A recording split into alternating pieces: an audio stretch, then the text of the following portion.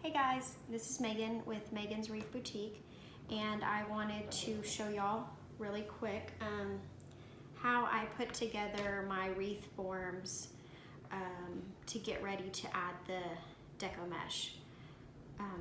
So first off, I have this 14-inch wreath frame. I usually get my wreath frames from the Dollar Tree. They're only $1. Unless Craft Outlet has them in stock, I will buy from them. The only difference between the Dollar Tree and Craft Outlet that I have found is Craft Outlet is angled, the wire is angled up, and this one kind of curves in like a semicircle. I don't know if you can see how it curves. But anyways, Craft Outlet is just a straight line and it goes up. So, I mean, I guess you can kind of tell the difference when you're adding the deco mesh. With the Craft Outlet, it's going to be more, of course, lifted in the center, whereas the Dollar Tree wreath frame will be a little more sunken in. It's not a bad thing. It's just a little different look. Anyways, I have this 14-inch wreath frame and I have my Chenille stems. I usually get between 16 and 17 Chenille stems on a wreath frame. I measure in between each Chenille stem 5 inches roughly, and depending on how well I measure will ultimately render whether I get 16 or 17 Chenille stems on a wreath frame. So anyways, let's get started. You'll need a 14-inch wreath frame, Chenille stems, and a hot glue gun to get started. So I like to start right here on the first 2 rings. There's a connector wire right here, and that's where I like to start my first Chenille stem. And I always start on the inner rings. I don't think it matters where you start, but this is just kind of where I like to start because on the outer rings I kind of like to put them in between the inner ring Chenille stems. That way they're kind of even looking. You'll see what I'm talking about in just a second.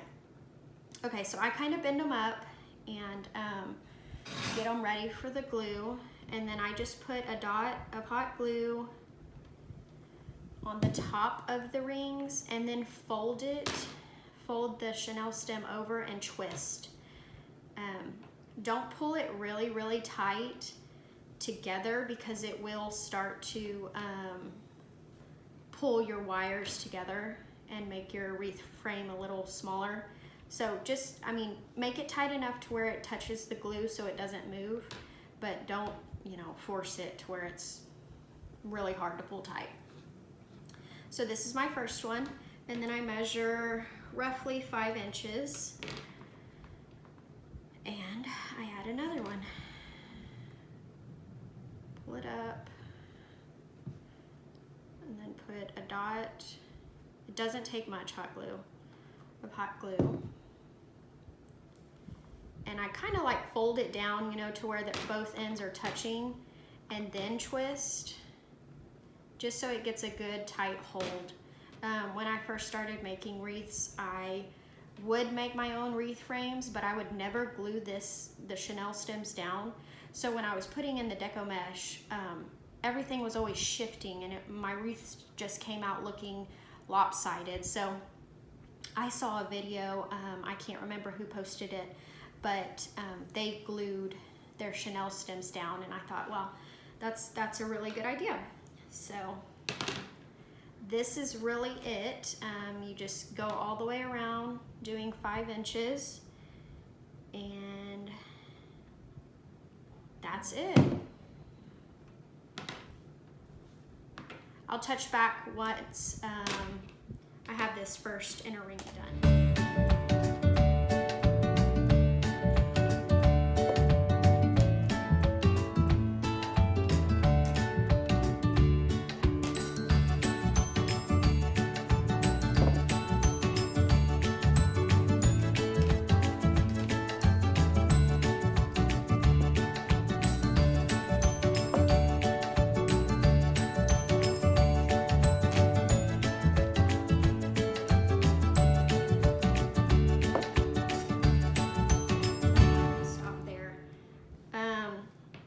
two aren't exactly 5 inches apart, they're more like 6 inches.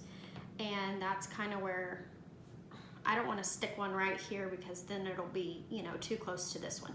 So I ended up with 7 in the inner rink, and now I'm going to start on the outer rink. So earlier I said like I like to put the outer rink in between the inner rings, and this is what I mean. So these two are the inner ones and this is the outside one. So when I'm starting, I want to put this in the middle just to kind of even up where the deco mesh is going.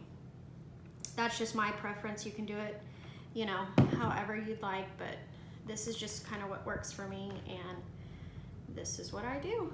So same thing on the outer rink, measure 5 inches in between each Chenille stem, and that's it. I was going to mention when I first started making wreaths, I would cut these Chenille stems in half just to kind of save them or make them last longer.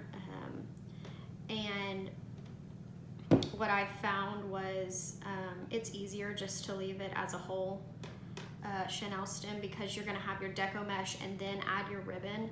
So you're gonna pretty much need, you will trim off some of the Chenille stem, but if you halved these, it would be kind of hard to add your deco mesh plus ribbon and have enough Chenille stem, if that makes sense.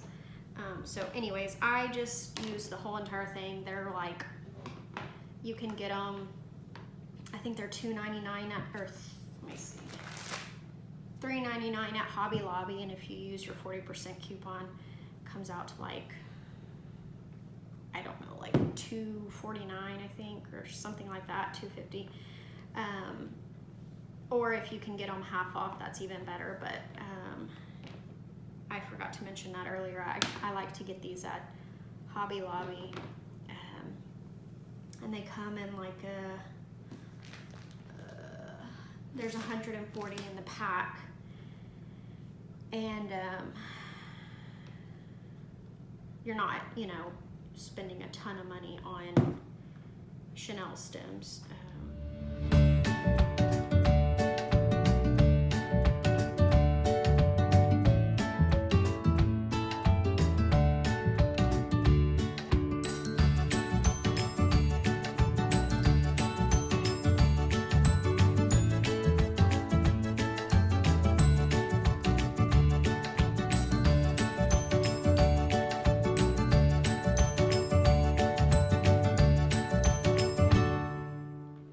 So we're all done. I ended up with 16 on this one, which is fine. I usually do end up with 16 sometimes. Very rarely I will have 17, and I don't really know whether or not it makes a huge difference on what your wreath comes out looking like, but this is the way I like to make my wreath forms. If you want to buy a already made wreath work form, you can do that as well. They're just a little more expensive than, you know, buying the wreath form from the Dollar Tree and spending a few extra minutes adding your Chenille stems. But whatever works best for you, do it. So yeah, that's pretty much it, and it was, you know, pretty quick putting that together, and I hope I gave you a few pointers and you learned something new today. And thank you so much for watching, and we'll see you next time.